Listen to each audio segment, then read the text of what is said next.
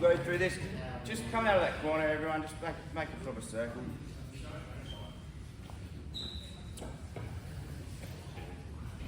Thank you. All right, we'll kick it off. Got no birthdays or anniversaries this week. We'll just kick it off with a positive recognition. Just want to start off, massive congratulations to Ty. He's taken out the third year overall group for Apprentice of the Year this year, so everyone give Ty a massive round of applause.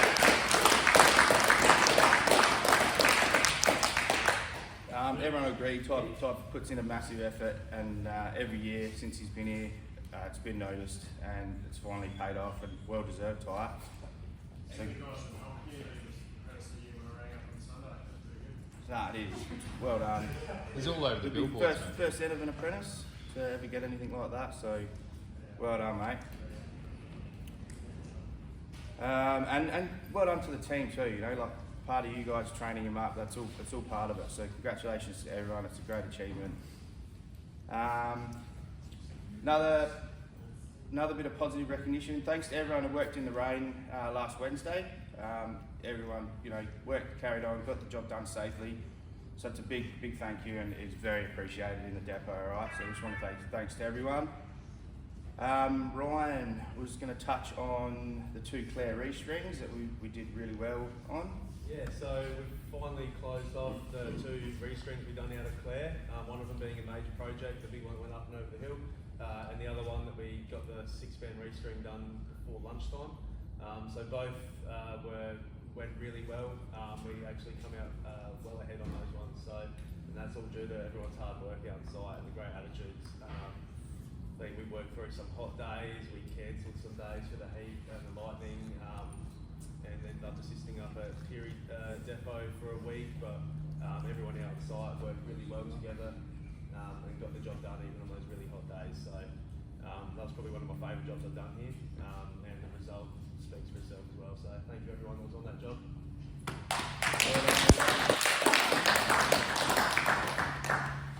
Mate, so get shit on someone. There's a tennis racket quite a lot.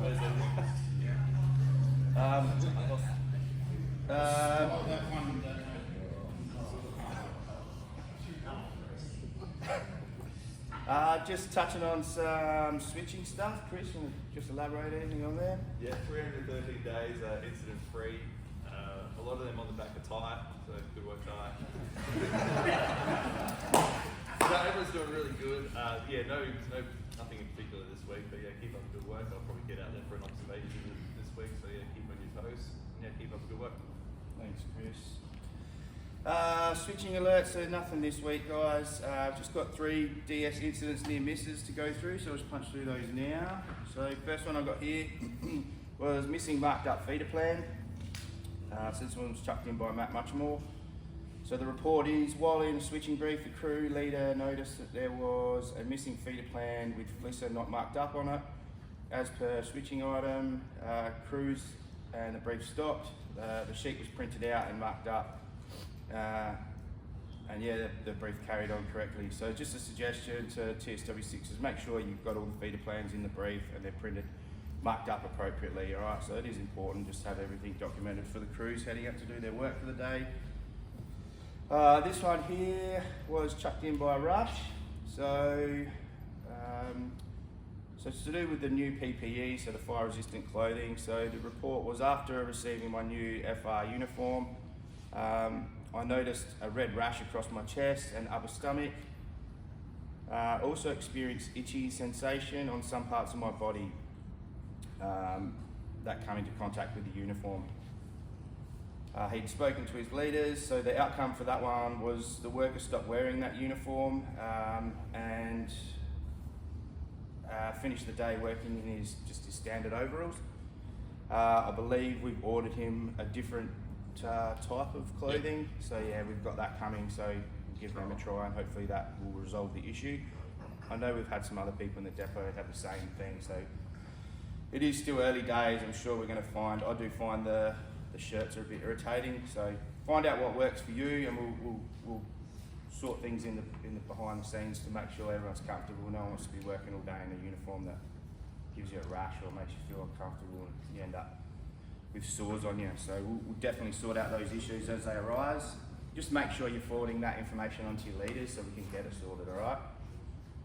The last one I got was Bradley Whitaker report. So the incident was inadequate hole preparation. It was a good pickup, this one. So I arrived at the site to do some straight joints and the hole was 1.9 metres deep. It was inaccessible access and egress, plus there was a 2.4 tonne concrete block sitting on unstable ground, which was beginning to give way. So it was too unsafe to be worked on. So it's good pickup by the guys. You know, they assessed their area, didn't feel that it was safe enough for them to get in there. Everyone knows the ruling around depth of trenches. Does anyone not know the ruling?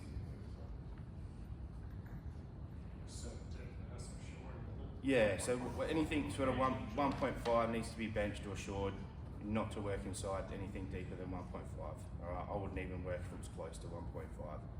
So again, it's just part of our assessments when we get out onto site. This had other issues with the concrete block that would have added to that. So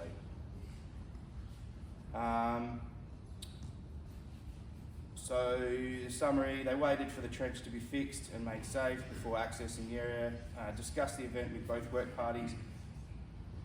They wanted to report this due to this occurring more and more where the trenches are unsafe and access, and these can, so this obviously varies depending on the operator that you're getting out on site. So yeah, again, good call by the guys for picking that up. Like I said, you know, 1.5, that's still pretty deep, and don't forget, you're going to be down on your hands and knees working in some of these things. So, you know, that's 1.5, you standing and it collapses. Imagine being on your hands and knees and it collapses. You're going to be in a world of trouble. So just take all that sort of stuff into consideration when you're doing your higher acts and your incident sort of hazard IDs, alright? Depot movements. So we got congratulations to Michael Corrales. Where is he? Yeah. So Mikey's been successful in winning a position at SPG. We're currently just working through the dates when we'll sort of see Mikey disappear from the depot. So that's a big loss to the business. Could be a pickup too, because he could be able to help us out with a few sheets once he's up and running. Yeah. So yeah, congratulations to Mikey. Well done. Yeah, I'm sure they've picked up an asset. So congratulations, Mikey. Well done.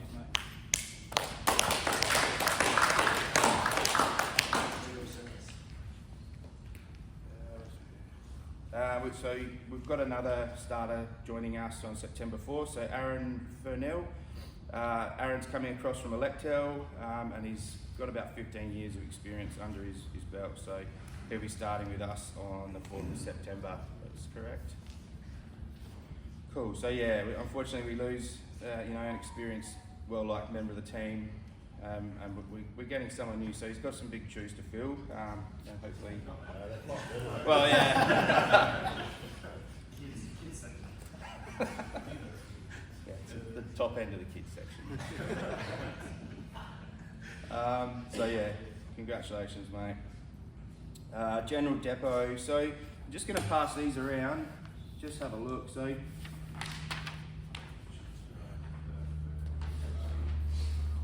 You want to pass this way, Bill?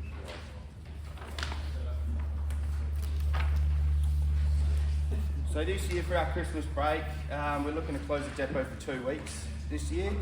So the last working day will be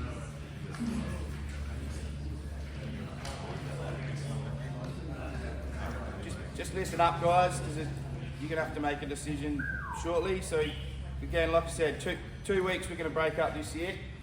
So the last working day will either be Friday the 20th or Thursday the 19th. We have an RDO on the Monday of that week, and we're proposing that we shift that Monday to the Friday, so our last breakup day would be the Thursday. I think Red Sea and Cam are just looking for a census from the group if you'd all be happy to sort of move that Monday RDO to the Friday. Did you want sort of a raise of hands now, or we can get it sort of? Is there anyone that's concerned about moving that RDO on the Monday to the Friday of the same week? Just means the week leading from Monday to Thursday, Thursday last working day, and then Friday is off leading into a 2-week break. Sort of makes sense, but just wanted to make sure no one objects or anyone's got some serious commitments or anything before we make that change. If you do have any objections, come see us after this. If you don't feel comfortable speaking up in front of the group. I'll flick out an email after this too, just for anyone that's not here. So hopefully we catch everyone and consult with everyone, but yeah, we'll probably go with that change and then lead into a 2-week break. Yeah, so whatever we decide, if we break up on the 20th, if we break up on the 19th, we'll return to work on the first week of January, so it'll be January 6. 6th? Yep. I think, yeah, we'll returning on the first week of January, so it'll be the 6th, I think. Alright, as usual, SAP will probably be looking for people for availability, so through that period. So if that's something you're interested in, let myself, Nick, Rancy know, we can put your names down ready for when SAP put out a roster. Alright. Ops TV, who's chucked a photo onto Ops TV? How many people we got? 1, 2, 3, 4. Just a reminder, guys, get it in there. There's a $50 voucher for the best photo. That's a monthly voucher, correct, Ritzy? Quarterly. Quarterly? For the most All part. Save your best ones then, just for each quarter. So yeah, just encouraging guys, get the photos in. If you're still unsure on how to upload them, come and see your leaders for instructions. I think we're in the process of creating a QR code just to sort of take you to the link to try and make it a bit easier. Yeah, like I said, big focus on getting those photos in. And yeah, the $50 voucher. So just something to keep in mind. You're standing around waiting for things to get set up, look around, you might be able to take a snap that wins you a $50 voucher. What have we got here? Just a reminder to field crews, especially 4As. So, you know, we'll have an incident where a job doesn't go ahead for whatever reason, but then the folders are coming back to the 6s and there's a lot of information that's been taken out, obviously during the brief or at the start of the job. That information is not going back into the folders, so that information is critical to the 6s and the 8s replanting that folder back in. It saves us a lot of time if we don't have to go printing all of that paperwork back out. Can we just make sure, whoever, especially for the 5 or the 4A that's in charge of the job, just spend 10 minutes just collecting all that information back off of everyone in the field, just to make sure it all goes back in the folder. Like I said, it's just time we don't have to sort of re-put that folder together and get it back out to you guys once we get the issues sorted out. So it's something I've brought up in the past, and it's sort of starting to rear its head again. All right, so can you just take that bit of time to make sure we get the folders back sort of in the same state we handed them to you guys? It'll be great. Damo, so booking out materials has it's dropped off a bit. So Damo's just asked a friendly reminder. This needs to be done just so we can track cost allocations to materials and stuff in the depot. It's handy having that bit of store out there with all the materials. Some things get missed during job planning and prep, so being able to grab that stuff off the shelf makes your life a lot easier, makes our life a lot easier. So yeah, it doesn't take long to just jot down what you've taken, a work order that it's required for, and how many you've taken. Makes Damo's life a lot easier again. Like I've said before, Damo does a great job. Let's keep making his life easy so he can make ours easy. Alright. Got Cam's asked, so Olympic Dam are seeking, well, they're looking for some assistance. So we are seeking expressions of interest for anyone in the depot that would be interested in heading down to Olympic Dam and sort of giving them a hand. So the idea is this person would, or people would sort of assist from October to the end of the year.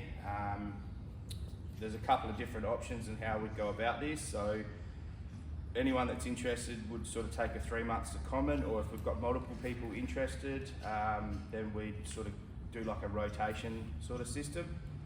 So if there's anyone, if that sort of sparks any interest to anyone, have a chat to myself, Nick, Rentsy, Cam. Let us know you'd be interested, and we can start looking into if there is anyone, how many people, and how we'll go about sort of getting that sorted. All right. Did you want me to talk about the direct supervision, or you want to? Yeah. So, just there's some stuff around apprentices and direct supervision. I think we just need to clear up, so there's no questions or grey areas.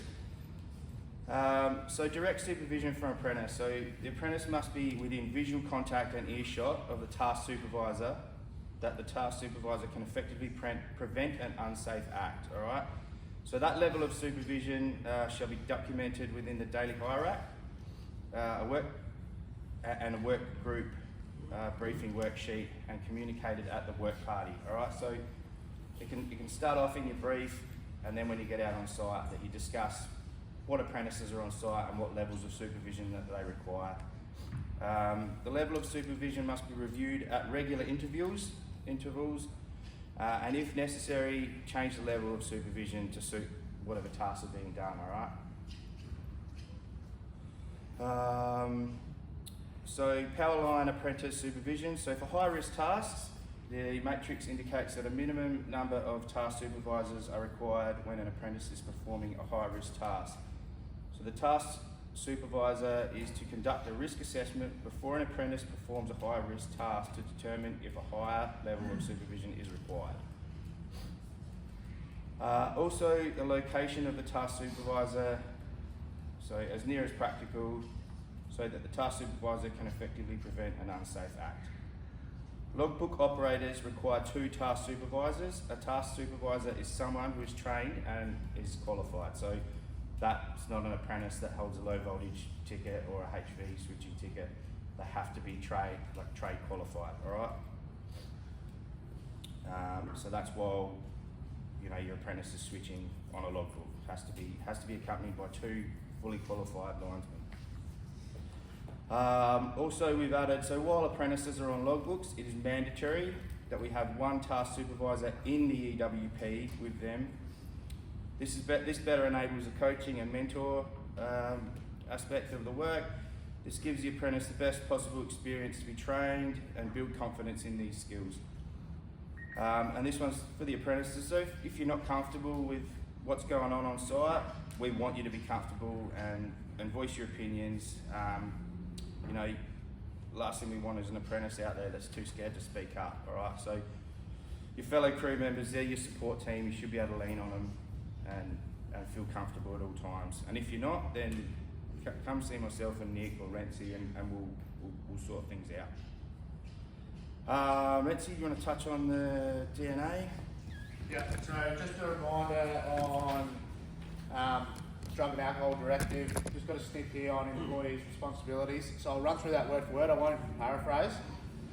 So employees and contractors have an important responsibility to present for duty in a fit condition and not in a way impaired due to the consumption of drugs and alcohol in accordance with this procedure.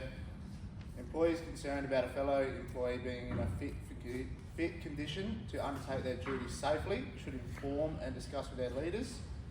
Judgments should not be made about the cause of behaviour, as the person may be ill or injured, taking prescribed medication, or in some other form of distress. So that's employees' responsibilities. And just a message following on from that, we can probably expect to see some more regular DNA testing over the next little while. That's it for that. That's pretty much the end of the toolbox, guys. I didn't have anything else. We can go around the room. Brucey?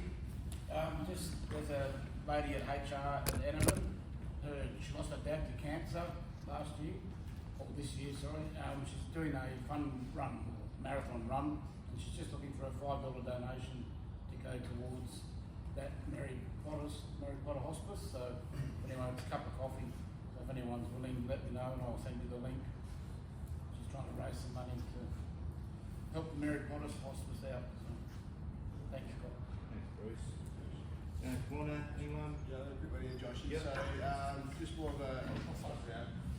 This is a bit dramatic, but there was a low switch that was part of our Schneider program to change.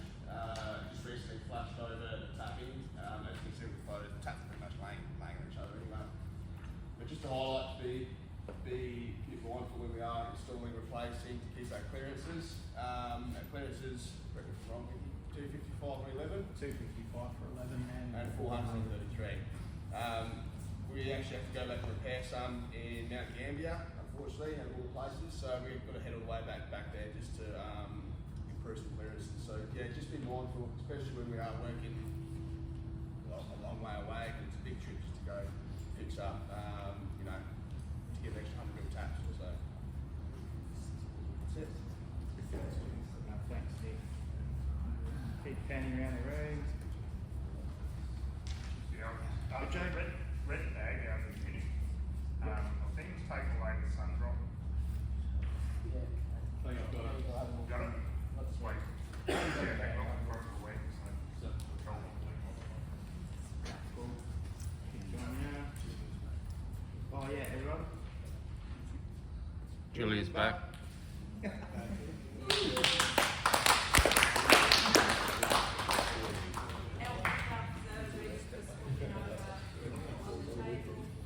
And I've got clothing for Adam, Richard and Ben. Cool, thanks, Julia. Keep panning around, everyone. Alright, cool. Have a safe week, safe rest of the day.